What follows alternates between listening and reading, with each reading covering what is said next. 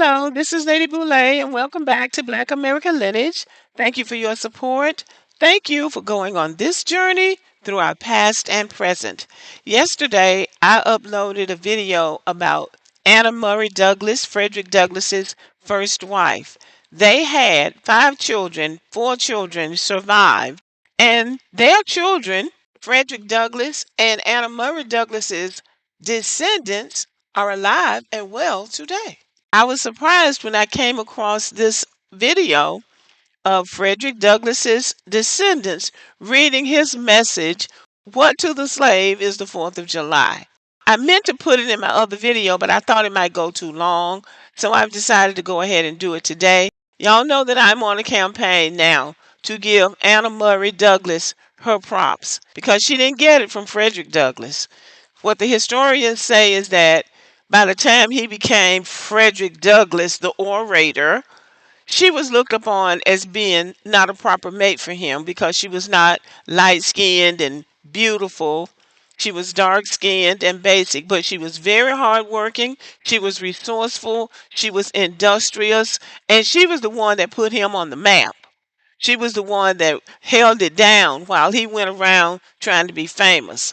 Apparently, he and Anna had a good relationship until he became famous and started flouncing around those white people, especially those white women. Now, all of a sudden, they weren't compatible and she didn't look right. And I'm sure some of the people that he was associating with made him feel that she wasn't up to par because Frederick Douglass was actually biracial. And Anna Douglass, I don't think was. It doesn't appear that she was. And if she was, she might have been mixed with one of the indigenous tribes. But it doesn't appear that she was European mixed. But she was the one who was making the money and paying the bills and holding it down at home. And that's important too. Anna Douglass died in 1882 and Frederick Douglass died in 1895. Frederick Douglass did remarry to a white woman, but they didn't have any children. So their descendants are the children that Frederick and Anna had together. Being a descendant of this extraordinary couple is very special. America still remembers Frederick Douglass's powerful words.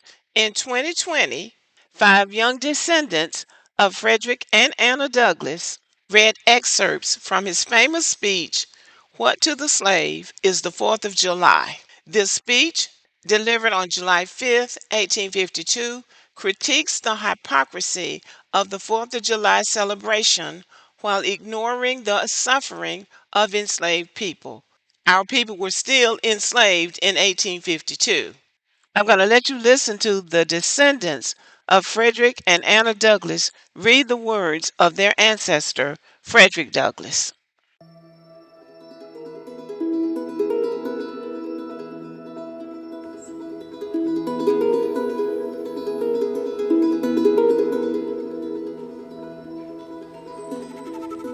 Do I look there or look there?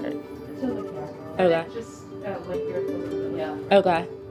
My name is Alexa Ann Watson, and I am the great-great-great-granddaughter of Frederick Douglass is my great-great-great-great. I am the great-great-great-granddaughter of Frederick Douglass. I am the great-great-great-great-grandchild. I've been counting on my fingers since I was like 5. Whenever you're ready, here we go. This is the 4th of July. It is the birthday of your national independence and of your political freedom.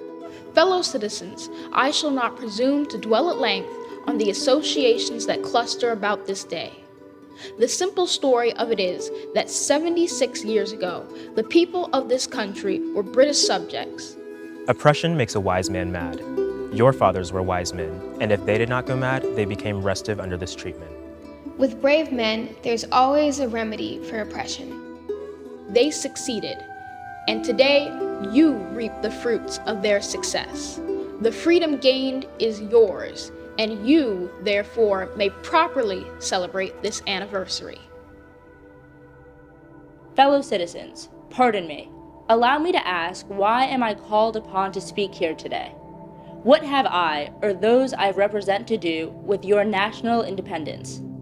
Are the great principles of political freedom and of natural justice embodied in that Declaration of Independence extended to us? I am not included within the pale of this glorious anniversary. Your high independence only reveals the immeasurable distance between us. The blessings in which you this day rejoice are not enjoyed in common. The rich inheritance of justice, liberty, prosperity, and independence bequeathed by your fathers is shared by you, not by me. The sunlight that brought life and healing to you has brought stripes and death to me. This 4th of July is yours, not mine. You may rejoice, I must mourn. Fellow citizens, above your national tumultuous joy, I hear the mournful wail of millions. At a time like this, scorching irony, not convincing argument is needed. Oh, had I the ability and could reach the nation's ear, I would today pour out a fiery stream of biting ridicule, blasting reproach, withering sarcasm, and stern rebuke. For it is not light that is needed, but fire. It is not the gentle shower, but thunder. We need the storm, the whirlwind, and the earthquake. The feeling of the nation must be quickened. The conscience of the nation must be roused. The propriety of the nation must be startled. The hypocrisy of the nation must be exposed. And its crimes against God and man must be proclaimed and denounced. What to the American slave is your 4th of July? I answer, a day that reveals to him, more than all other days in the year, the gross injustice and cruelty to which he is the constant victim. To him, your celebration is a sham. Your boasted liberty an unholy license.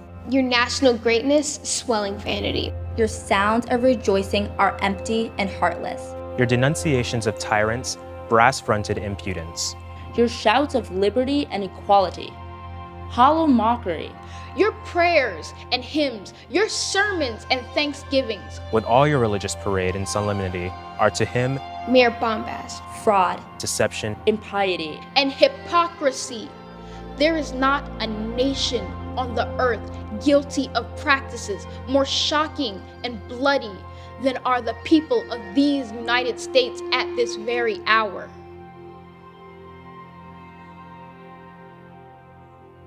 Allow me to say in conclusion, notwithstanding the dark picture I have this day presented of the state of the nation, I do not despair of this country.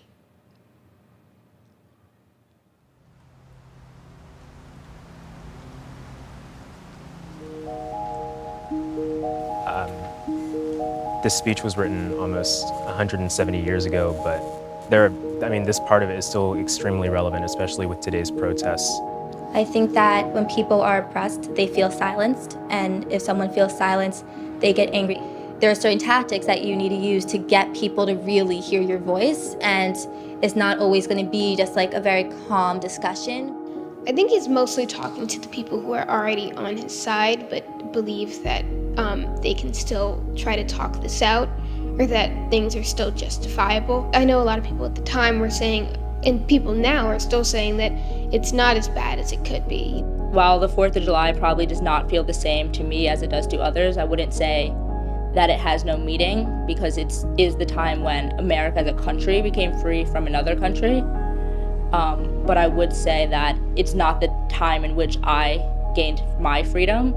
He had a lot of hope, especially for his age. And I'm getting to the point in my life where I'm only 20 years old, but I'm exhausted. I have these thoughts will we ever really get to this point? Or is this really something that we should actually spend our time fighting for?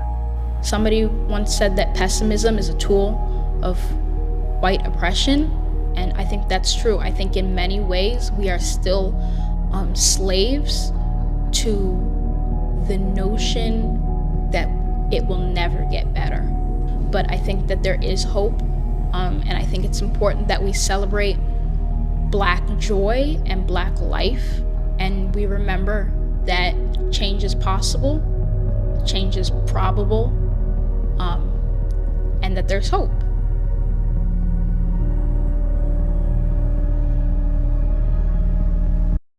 So these are the descendants of Fredrick and Anna Douglass.